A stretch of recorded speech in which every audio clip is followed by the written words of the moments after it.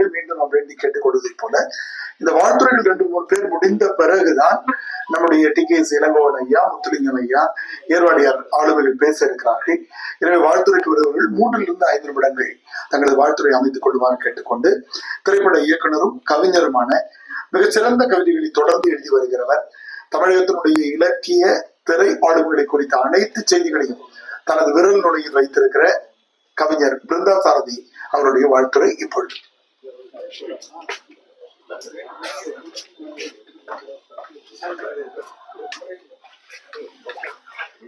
3 முதல் 5 மணித்துளிகள்.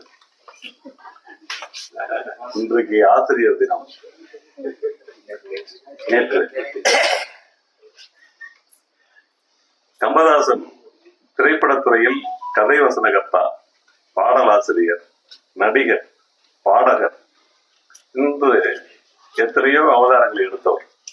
ஒரு விதத்தில் அவர் எங்களுக்கெல்லாம் ஆசிரியர். கம்பதாசன் அவர்களுடைய விழா இங்கு நடக்கிறது என்று பாவலர் கணபதி அவர்கள் அழைப்புதலை தந்தபோது, கம்பதாசனை நினைத்து ஒரு விழாவை நடத்துவதற்கு இங்கு சில பேர் மனிதர்கள் வாழுகிறார்கள் என்று எனக்கு பெருமிதமாக இருந்தது. எத்தனையோ புகழ்பெற்ற கவிஞர்கள் வாழும்போது மிக புகழோடு வாழ்ந்துவிட்டு மறைந்ததற்கு பிறகு அவர்களை காலம் மறந்து விடுகிற போது, இங்கு இருப்பவர்கள் காலம் மறந்து விடுவது, மக்கள் தலைமுறைகள் மாறுகிற போது ரசிகர்கள் மறக்கலாம். ஆனால் திரைப்படத்துறையில் இருப்பவர்கள், இலக்கிய துறையில் இருப்பவர்கள் எப்படி மறக்கலாம்? அவருடைய சாதனைகள் சாதாரணமானவையா? ஆனால் அதை நினைப்பதற்கு சில பேர் இருக்கிறார்கள் என்று நான் உண்மையிலேயே மகிழ்ச்சி அடைந்தேன். பாவலர் கணபதி அவர்களுக்கும் இந்த விழாவை நடத்துகிறவர்கள் பின்னணியில் இருப்பவர்கள் யார் யார் என்று தெரியாது. சேம நாராயணன் அவர்கள், ஏர்வாடி ராதாகிருஷ்ணன் அவர்கள், கவிஞர் முத்துலிங்கம், அறத்துறை கவிஞர் முத்துலிங்கம் அவர்கள், இன்று இங்கே வருகை புரிந்திருக்கிற TKS இளங்கோவன் அவர்கள், பேராசிரியர்கள், எழுத்தாளர்கள், கவிஞர்கள், நண்பர்கள், எதிரே இருக்கிற உங்கள் அனைவருக்கும் என்னுடைய வணக்கம். இந்த 100 பேர் என்பது 100 பேர் அல்ல. ஒவ்வொருவருமே இதை தேடி வந்து நாம் இந்த கேட்க போகிறோம், இங்கே சில வார்த்தைகள் பேச போகிறோம் என்று 100 பேர் வந்திருக்கிறோம் அல்லவா? அவர்கள் 100 பேரும் விதைகள் தான். கம்பதாசனுடைய புகழை இந்த சமுதாயத்தினுடைய பல்வேறு திசைகளில், தெருக்களில், நகரங்களில் இவற்றை பேசுவதற்கு இன்னும் இந்த விதை நெற்கள் இருக்கின்றன என்பதுதான் இன்றைக்கு நாம் பெறுகிற மகிழ்ச்சியான செய்தி. கம்பதாசனோடு நேரடியாக பழகி இருக்கிற வாய்ப்பை பெற்ற கவிஞர் முத்துலிங்கம் அவர்கள் இங்கே பேச இருக்கிறார்கள். நாங்கள் என்னதான் பேசினாலும் பாவலர் கணபதி எழுதிய புத்தகத்தை படித்து விட்டோ, அல்லது மணிவாசகர் புத்தக நிலையம் கம்பதாசன் வாழ்வும் பணியும் என்று சிலோன் விஜயேந்திரன் அவர்கள் எழுதிய புத்தகத்தை படித்து விட்டோ, ஸ்டார் புரசமும் அலையன்ஸ் புரசமும் வெளியிட்டிருக்கிற சில புத்தகங்களை படித்து விட்டோ உங்களிடம் சில கருத்துக்களை சொல்லலாம். ஆனால் நேரடியாக பழகி அனுபவத்தை பெற்றிருக்கிற முத்துலிங்கம் அவர்கள் கூறுகிற செய்தியைத்தான் நான் கேட்க விரும்புகிறேன். அண்ணன் TKS இளங்கோவன் அவர்களுக்கும் கம்பதாசன் அவர்களுக்கும் என்ன தொடர்பு என்று எனக்கு தெரியாது, இன்றுதான் தெரிந்து கொள்ளப் போகிறேன்.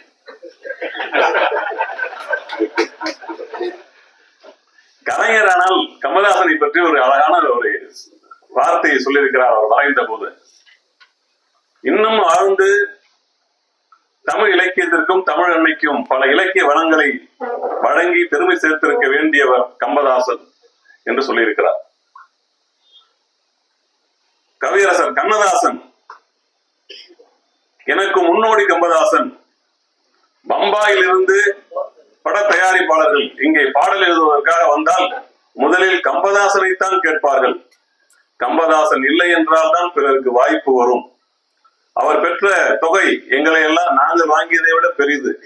அந்த காலத்தில் அவர் பெற்றிருந்த புகழுக்கும் செல்வாக்கிற்கும் இதை விட வேறு உதாரணம் இல்லை. கவிஞர் சுரதா அவரை பற்றி சுயமாக சிந்திக்கிற கவிஞன் என்று சொல்லியிருக்கிறார். புரட்சி கவிஞர் பாரதிதாசன் அவரை பாராட்டி இருக்கிறார். சாதுசு யோகியார் அவரை புகழ்ந்து பேசியிருக்கிறார். ஒரு முறை சைதாப்பேட்டையிலே மதுபான விடுதியிலே ஒரு தகராறு. மது அருந்தி கொண்டிருக்கிறவர்களுக்கிடையில் சில சச்சரவு. காவலர்கள் வந்தார்கள். அந்த சண்டை போட்டுக் கொண்டிருந்தவர்களை காவல் நிலையத்துக்கு அழைத்து போய்விட்டார்கள். அதிலே ஒருவர் நம்முடைய கவிஞர் கம்பதாசன் அவர்கள்.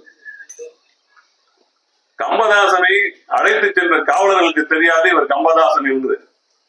கம்பதாசனை காவலர்கள் அழைத்து சிறையிலே அடைத்து விட்டார்கள் என்ற செய்தி தெரிந்தவுடன் அந்த சைதாப்பேட்டை காவல் நிலையத்துக்கு வந்தவர் யார் தெரியுமா? புரட்சி கவிஞர் பாரதிதாசன். காவலர்களை கேட்டிருக்கிறார், நீங்கள் அழைத்து வந்தது யாரை தெரியுமா என்று. அப்பாவு என்ற ஒரு மனிதனை. அப்பாவு ஒரு அப்பாவி. ஒருவேளை அவன் தகராறே செய்திருந்தாலும் நியாயத்திற்காகத்தான் தகராறு செய்திருப்பான். அவனை வெளியிலே அழைத்து செல்ல வேண்டும். என்ன செய்ய வேண்டும் என்று கேட்கிறார்கள். ஜாமீன் தர வேண்டும். பிணையிலே கையெழுத்திடுகிறார் புரட்சி கவிஞர் பாரதிதாசன். கம்பதாசனை வெளியிலே அழைத்து வருகிறார். இந்த காட்சியை நான் படித்த போது இந்த புத்தகத்தில், கணபதி எழுதிய புத்தகத்தில் தான் இந்த காட்சி இருக்கிறது. இது ஒரு திரைப்படத்திலே ஒரு கதாநாயகனுடைய ஓப்பனிங் சீன் என்பதை போல இருந்தது. அழைத்து வந்தது யார் தெரியுமா என்று காட்டுவதற்கு ஒரு காட்சியை சொல்லிவிட்டு அவருடைய புகழை நீங்கள் எடுத்து சொன்னால் அவன் எழுதிய பாடல்கள், ஏராளமான பாடல்கள், எல்லாரும் படங்களுடைய 40 படங்களுடைய பட்டியலை எனக்கு முன்னால் பேசிய அம்மையார் அவர்கள், தாமரை செல்வி அவர்கள் குறிப்பிட்டார். எனக்கு பேசிய பாடலாசிரியர்கள் எல்லாருமே சொன்னார்கள் 40 படங்களுக்கு பாடல் எழுதியிருக்கிறார். சில படங்களில் கதை வசனம். இவ்வளவு பணம் சம்பாதித்த ஒருவர் எப்படி கடைசி காலத்திலே இவ்வளவு துயரத்தோடு தன்னுடைய வாழ்க்கையை முடித்திருக்க முடியும் என்றால், எல்லோரும் சொல்வதை போல அவர் குடியால் அழிந்தார் என்று நாமும் சொல்லக்கூடாது. அவரிடம் இருந்த தயால குணம், கையில் காசு வந்தால் அதை கஷ்டப்படுகிறவர்களை பார்த்தால் உடனே கொடுத்து விடுவார். ஒரு முறை ஒரு ரிக்ஷாவிலே பயணம் போகிறார். ₹1 தான் சைதாப்பேட்டையிலிருந்து மயிலாப்பூர் போவதற்கு. இறங்கும் போது ₹5 தந்திருக்கிறார் ரிக்ஷாக்காரருக்கு. அவர் சொல்றாரு, ₹1 1.5 வேணா கொடுங்க, ஐயா நாங்க வாங்கிக்கிறோம், ₹5 தருகிறீர்களே அப்படின்னு. இன்று ஒரு நாளாவது நீ ஓய்வு எடுத்து நிம்மதியாக சாப்பிடு என்று அந்த ₹5 தந்திருக்கிறார். அது மட்டுமல்ல, தன்மான கவிஞன் கம்பதாசன். ஒரு முறை AK வேலன் தயாரிப்பாளர் அவர்களிடம் போய், எனக்கு ₹1000 பணம் வேண்டும், செலவுக்கு மிகவும் கஷ்டமாக இருக்கிறது என்று கேட்டபோது, அவர் வீட்டுக்குள்ளே போய் தன்னுடைய மனைவியோடு பேசி, கவிஞர் கேட்க மாட்டார், அவரே எல்லோருக்கும் கொடுக்கக்கூடியவர், அவர் கேட்டு வந்திருக்கிறார், நாம் ஏதாவது தர வேண்டும் என்றவுடன் வீட்டில் ₹500 தான் இருக்கிறது. அதில் ₹300 ஒரு கவரில் போட்டு கொண்டு வந்து கம்பதாசன் அவர்களிடம் கொடுத்த போது, கம்பதாசன் அந்த பணத்தை பார்த்து விட்டு, ஐயா நீங்களே கஷ்டப்படுகிறீர்கள், இந்த பணத்தை நீங்கள் வைத்துக் கொள்ளுங்கள், எனக்கு தேவையில்லை என்று கொடுத்து விட்டு வந்து விட்டார். அப்படி ஒரு தன்மான கவிஞன். ₹1000 கேட்ட இடத்துல ₹300 கொடுத்தால் நமக்கு உதவி செய்வதை போல. நாம் கண்ணதாசனை வியந்து பாராட்டுகிற ஒரு பாடல், சிலர் அழுவார், சிலர் சிரிப்பார், நான் சிரித்துக் கொண்டே அழுகின்றேன் என்ற பாடல்.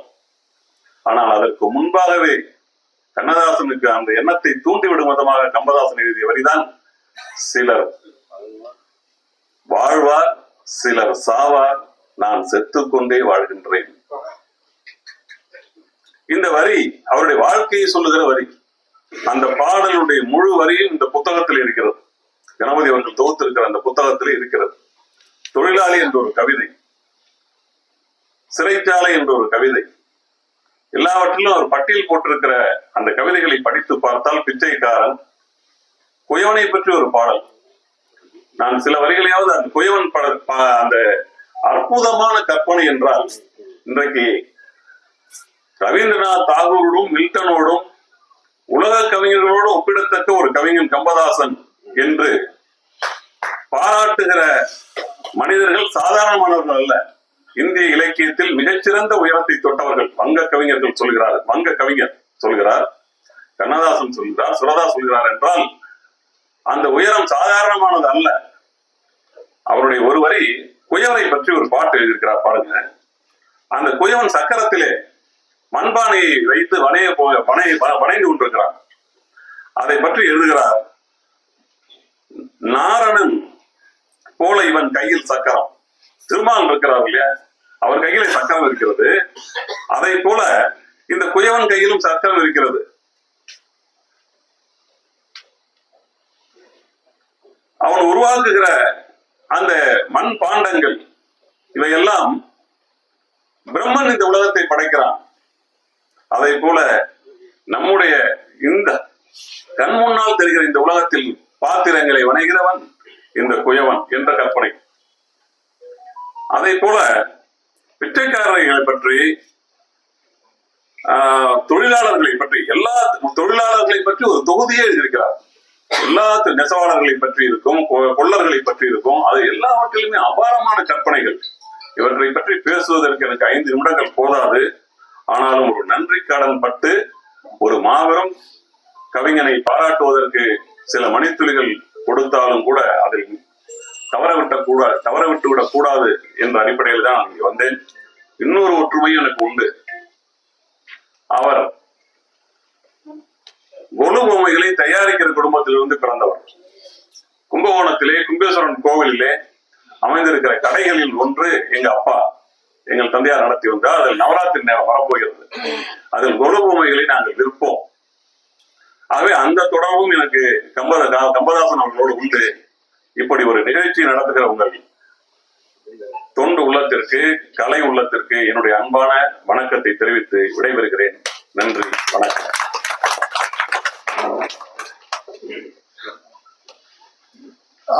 திரைப்பட இயக்குனர் கவிஞர் பிருந்தா சாரதி அவர்கள் மிக அருமையான ஒரு உரை, எல்லோரும் செவிமடுத்து கேட்கிற, தலைப்பிலிருந்து விலகாத கம்பதாசனை குறித்த புதிய செய்திகளை எல்லாம் கொண்டு வந்து தொகுத்து தந்த ஐயா அவர்களுக்கு நன்றி சொல்லி தொடர்ந்து வாழ்த்துரை வழங்க வருமாறு